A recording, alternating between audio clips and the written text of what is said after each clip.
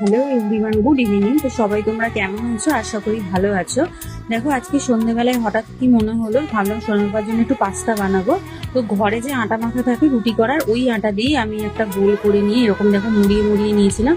তারপরে একটু অল্প করে গরম জলে সিদ্ধ করে নিয়েছিলাম। একদম অল্প করে সিদ্ধ করে নিয়ে জলটা ঝাড়িয়ে নিয়ে কড়াইতে একটু ডিম দিয়েছিলাম একটা, আর একটু পেঁয়াজ দিয়েছিলাম, কারণ আমার সোনা বাবা পেঁয়াজ খেতে ভালোবাসে।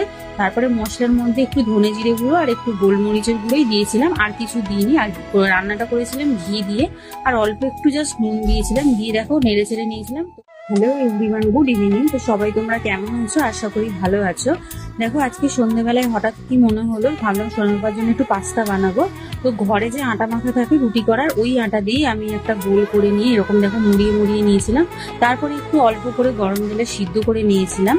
একদম অল্প করে সিদ্ধ করে নিয়ে জলটা ঝাড়িয়ে নিয়ে কড়াইতে একটু ডিম দিয়েছিলাম একটা, আর একটু পেঁয়াজ দিয়েছিলাম, কারণ আমার সোনা বাবা পেঁয়াজ খেতে ভালোবাসে।